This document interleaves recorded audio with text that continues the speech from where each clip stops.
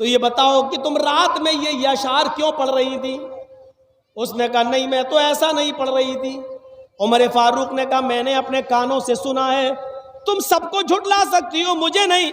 सही बता दो कि ये कोड़ा निकाला और कहा बताओ। तो कहने लगी हाँ, मैंने नज़र इब्न हारिस का नाम लिया है।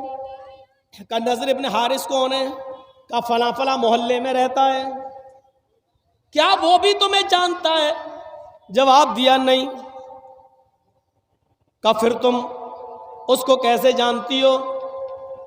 कहने लगी वो मुझे बड़ा खूबसूरत लगता है, बड़ा हैंडसम लगता है और मेरा दिल उसके ऊपर आया हुआ है। इसका मतलब उसने तुम्हें नहीं देखा? कहा नहीं। कहा जाओ। फिर थोड़ी देर के बाद नज़र इब्न हारिस को बुलाया हजरत उमर ने और पूछा कि आखिर तुम्हारी खूबसूरती की वजह क्या है? आखिर तुम्हारे ऊपर मदीने की औरतें क्यों मरती हैं? क्यों कोई औरत तुम्हारे ऊपर फरेफ्ता होती है? जब नज़र इब्न हारिस आए तो हजरत उमर फारूक ने देखा नज़र इब्न हारिस की खूबसूरती का राज क्या था? उनके आगे के बाल यहां होता ना, यहां से डाल के यहां बड़े हो रहे हैं। बड़े का मतलब ये होता ना, ये तो यहां के बाल उसके बड़े थे नज़र इब्न हारिस के। हजरत उमर ने कहा ओ तो ये वजह है, ये तुम्हारे आगे के ये जुल्फ, ये आगे के बाल, इसकी खूबसूरती की वजह से मदीने की औरतें तुम्हारे ऊपर मरती हैं। एक आदमी के अंदर ये बस इतनी कमी थी, यहां तो एक दो बच्चे होंगे। सोचो तो सही, वहां एक आदमी ऐसा मिला। हजरत उमर ने कहा बार को बुलाओ, नाई को बुलाओ। कहा अमीरुल मोमिनीन क्या बात है? कहा तुम्हारे बाल काटे जाएंगे, टकला किया जाएगा तुम्हारे। कहा अमीरुल मोमिनीन मेरा क्या कसूर है? अगर औरत मुझ पे मर रही है तो वो मर रही, हमने थोड़ी उससे कुछ कहा, हम तो जानते भी नहीं उसको।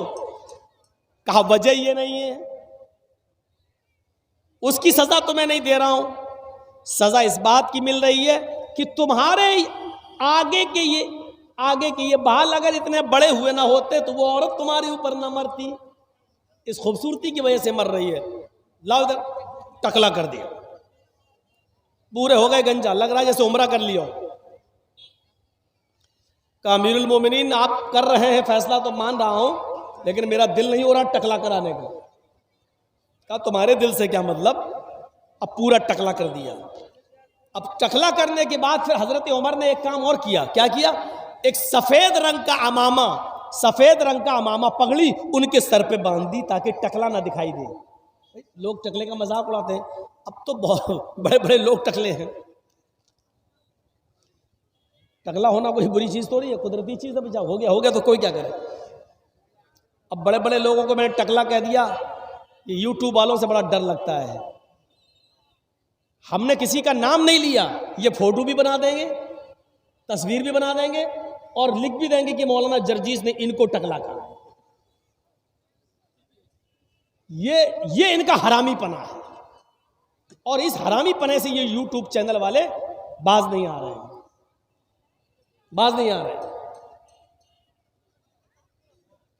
अब तो जलसा कमेटी वालों ही से कहना पड़ेगा कि आपके यहाँ यूट्यूब चैनल वाले आएंगे और ये आएंगे तो अब हम नहीं आएंगे। ये हमें अब कदम उठाना पड़ेगा क्योंकि ये अपनी हरकतों से बाज नहीं आ रहे। इन्होंने बंगाल की इतनी तकरीरें डाल दी, मेरी ममता का जो प्रचार मैंने किया था, इतनी तकरीर डाल दी कि यूपी में मेरे ऊपर प्रचार पे रोक लग गई। यहां तक के पूरे प्रचार में आपने देखा होगा कि यूपी में मेरी कोई तकरीर नहीं हुई। ये इनके हरामीपने से, इन यूट्यूब चैनलों की वजह से। गौर कीजिए, देख लिया, आप किसी का भी मैंने प्रचार नहीं किया यूपी में, सबसे अलग। क्यों? ऊपर से ऑर्डर था कि आप नहीं बोल, तकरीर नहीं कर सकते हो, जलसा नहीं कर सकते, ये हालत। लेकिन खुश हो जाओ, तुम्हारी पेट की जहन्नम भर गई है। तुम्हें 1000 2000 10,000 रुपया तुम्हारे अकाउंट में आ गया है, तुम खुश हो जाओ। लेकिन तुमने कितना बड़ा नुकसान कर दिया है यूपी वालों का, ये तुम्हें नहीं मालूम। तो मेरे भाइयों, जब उनको पगड़ी बांधती तो वो अब और ज्यादा खूबसूरत लगने लगे पहले से। उल्टा हो गया, हजरत उमर का दांव उल्टा हो गया। उन्होंने बाल इसलिए काटे थे कि इसकी खूबसूरती मिट जाए, लेकिन बाल काटने के बाद जब पगड़ी बांधी उसको तो वो और ज्यादा खूबसूरत लगने लगे। अभी तो मदीने की एक औरत उनके ऊपर मर रही थी, अब 10-10 मरने लगे। जहां जा रहे हैं इतना खूबसूरत, ये जा रहा है। हजरत उमर को पता चला कि उस आदमी के ऊपर तो और औरतें दीवानी हो गई, मदीने की लड़कियां दीवानी हो रही हैं। तो हजरत उमर ने उसको दोबारा बुलाया, कहा नजर इब्न हारिस, तुम्हारी खूबसूरती ने और इस अमामे ने मदीने की लड़कियों को, मदीने की औरतों को फितने में डाल दिया है। मदीने की औरतें कहीं फितने में मुब्तला ना हो जाएं, लिहाजा तुम्हें अब मदीने से निकाला जा रहा है और यहूदियों की या ईसाइयों की बस्ती में भेजा जाएगा। वहां जाकर दीन की तबलीग करो, वहां जाकर दीन की दावत दो। चूंकि तुम मुसलमान हो, इसलिए ईसाई और यहूदी औरतें तुम्हारे ऊपर मरेंगी नहीं, और तुम्हारी दावत अगर काम आ गई तो वो इस्लाम भी लेते आएंगे वहां के लोग। अब तुम्हें मदीने में नहीं रखना पड़ेगा। एक आदमी की खूबसूरती जो औरतों को दीवाना बना रही थी, आदमी ही को निकाल दिया हजरत उमर फारूक ने। हम तो औरतों को जलसे से नहीं रोक पा रहे हैं, आदमियों को क्या रोकेंगे, मर्दों को क्या रोकेंगे। बेटा कहां जा रहे हो, शादी हो गई तुम्हारी? अब बताओ ये कहाँ जाएगा बेचारा, इसकी तो बीवी भी नहीं, जाएगा कहाँ। अजीब अजीब लोग उठते हैं जलसे से, बच्चे उठते हैं उनकी बीवी नहीं, 80-90 साल के बुढ़े उठते हैं बेचारे, चाचा वो चाची के लायक नहीं रहे। अजीब अजीब चीजें देखने को मिलती हैं, नए नए नमूने, और उठ के जा रहे हैं। अरे जब जाना ही था तो आए क्यों थे भाई। अब ये देखो, अभी अभी अभी बोले नहीं, ये उठ के जा रहा है। क्या कहोगे आप, सिस्टम नहीं है हमारे पास, हम इसलिए आज पीछे हैं। सिस्टम आज हम भूल गए। अल्लाह के रसूल ने सिस्टम पर जोर दिया था सबसे ज्यादा। सिस्टम मजबूत था, हमारे पास सिस्टम मजबूत नहीं। औरतों को मस्जिद में आने की इजाजत दी अल्लाह के रसूल ने, तो सिस्टम इतना मजबूत था कि औरतों का रास्ता अलग था, मर्दों का रास्ता अलग था। सिस्टम इतना मजबूत था कि कोई भी औरत खुशबू लगाकर, चूड़ियां पहनकर, पाजेब पहनकर मस्जिद में नहीं आ सकती थी। सिस्टम को मजबूत बनाइए मेरे भाई, सिस्टम को। हमारे यहां सिस्टम मजबूत नहीं है। हम अपनी मां बहनों पर जरा नजर डालें, क्या कर रही हैं?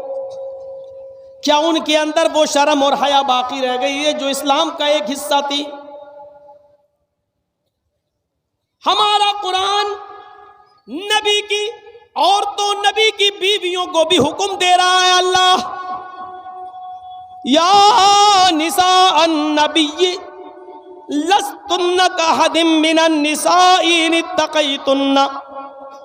आए नबी की बीवियों, गौर करो, आए नबी की बीवियों, आए नबी की औरतों, आए नबी की बीवियों, लस्तुन्ना कहदिम मिनन निसाई इन इत्तक़ैतुन्ना।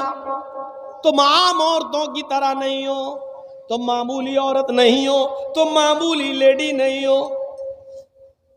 आए नबी की बीवियों, अगर तुम अल्लाह से डरती हो तो तुम मामूली औरत नहीं हो।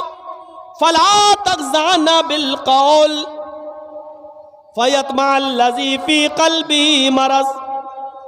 आए नबी की बीवियों, जब तुम्हारे घर में कोई सवाल करने वाला आए, तुम्हारे घर का दरवाजा खटखटाए, तुमसे गुफ्तगू करे, तुमसे बातचीत करे, फला तग़ज़ाना बिल क़ौल, तो तुम्हारे कौल में, तुम्हारी बातचीत के अंदर नरमी नहीं होनी चाहिए, तुम्हारे लहजे में नरमी नहीं होनी चाहिए, मिठास नहीं होनी चाहिए। ये कुरान औरतों को हुक्म दे रहा है। अरे और तो जब तुम किसी से गुफ्तगू करो, किसी से बात करो, तो तुम्हारे लहजे में, तुम्हारी गुफ्तगू में नरमी नहीं होनी चाहिए, मिठास नहीं होनी चाहिए। जैसे हम किसी से बात करें, किसी औरत